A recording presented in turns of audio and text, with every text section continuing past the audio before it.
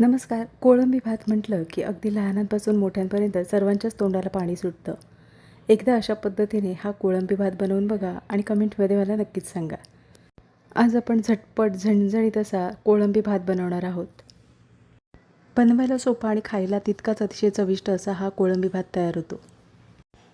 मिक्सरच्या भांड्यात आपण इथे 2 वेलची, 2 लवंग, 2 मिरी आणि दालचिनीचा वापर केलेला आहे. एक छोटा आल्याचा तुकडा आपण ठेचून घेतलेला आहे आणि 25 ते 30 छोट्या मोठ्या अशा लसूण पाकळ्या घेतलेल्या आहेत. एक हिरवी मिरची ही तुम्ही तुमच्या आवडीनुसार वापरू शकता. इथे आपण थोडंसं ओलं खोबरं घेतलेलं आहे. ओल्या खोबऱ्यामुळे कोळंबी भाताला चव छान येते. नक्की वापर करून बघा. तर इथे आपण आता पाण्याचा वापर न करता हे वाटण बारीक असं वाटून घ्यायचं आहे. वाटण बारीक करून झालेलं आहे. इथे आपण कोळंबी स्वच्छ साफ करून घेतलेली आहे. 3 ते 4 पाण्याने स्वच्छ धुवून झाल्यानंतर कोळंबी मॅरिनेट करण्यासाठी इथे आपण पाव चमचा हळदीचा वापर करणार आहोत. एका लिंबाचा रस, चवीनुसार मिठाचा वापर करणार आहोत. चवीनुसार मीठ,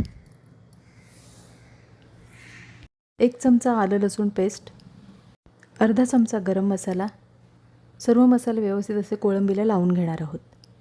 सर्व मसाले व्यवस्थित असे कोळंबीला लावून झालेले आहेत.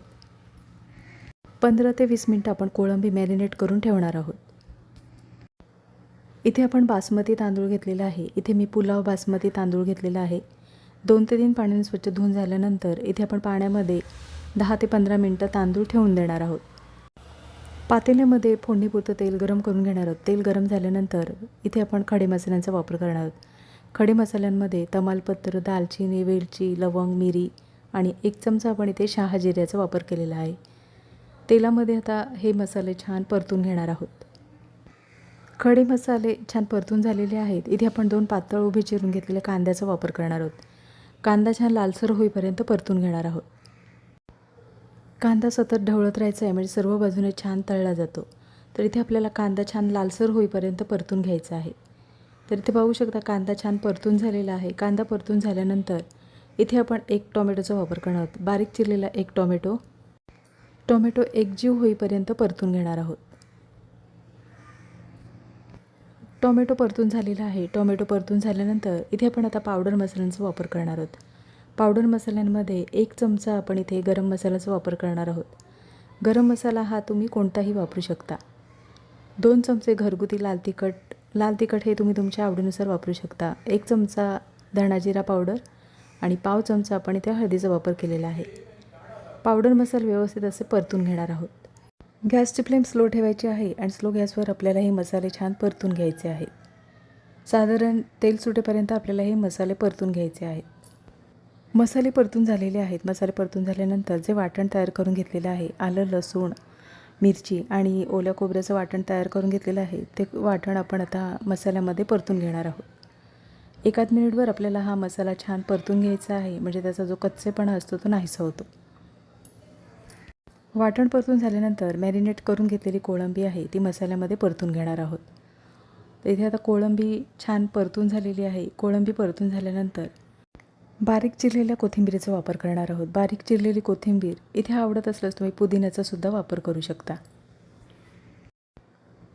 कोथिंबीर परतून घेणार आहोत. इथे आपण आता तांदूळ धुवून घेतलेले आहेत. त्यातील सर्व पाणी निथळून घेणार आहोत आणि तांदूळ आपण मसाल्यावर परतून घेणार आहोत. तर इथे आपण तांदळामधील पाणी पूर्णपणे निथळून घेतलेलं आहे. 1 मिनिटवर आपल्याला मसाल्यामध्ये हे तांदूळ व्यवस्थित असे परतून घेणार आहोत. इथे आपण जुना बासमती तांदूळ घेतलेला आहे. त्याच्यामुळे भात छान सुटसुटीत आणि मोकळा तयार होतो. तर इथे आपण आता 2 वाटीभर तांदूळ घेतलेले आहेत. तर इथे आपण 4 वाटी गरम पाण्याचा वापर करणार आहोत. गरम पाणी आपण उकळायला ठेवलेलं, तर गरम पाण्याचा वापर करायचा आहे. इथे आपण आता भात एकदा ढवळून घेणार आहोत. गरम पाण्याचा वापर केल्यामुळे भात अगदी झटपट तयार होतो आणि छान मोकळा तयार होतो. तर इथे आपण आता भात व्यवस्थित असं ढवळून झालेलं आहे. इथे आपण आता चवीनुसार मिठाचा वापर करणार आहोत. चवीनुसार मीठ, बारीक चिरलेली कोथिंबीर. भाताला उकळ येऊ द्यायची आहे. भाताला छान उकळ आल्यानंतर एकदा ढवळून घेणार आहोत. भातामध्ये पाण्याचा वापर आपण केलेला तो अगदी व्यवस्थित आहे. म्हणजे कमी पण झालेला नाही आहे किंवा जास्त पण झालेला नाही आहे. पाणी आटवून घेणार आहोत. पाणी साधारण आटवून झाल्यानंतर वरून बारीक चिरलेला कोथिंबीरीचा वापर करणार आहोत. बारीक चिरलेली कोथिंबीर इथे आवडत असल्यास तुम्ही पुदिन्याचा सुद्धा वापर करू शकता. गॅसची फ्लेम एकदम स्लो ठेवायची आहे. स्लो गॅसवर आपण 15 मिनटं वाफेवर भात शिजवून घेणार आहोत.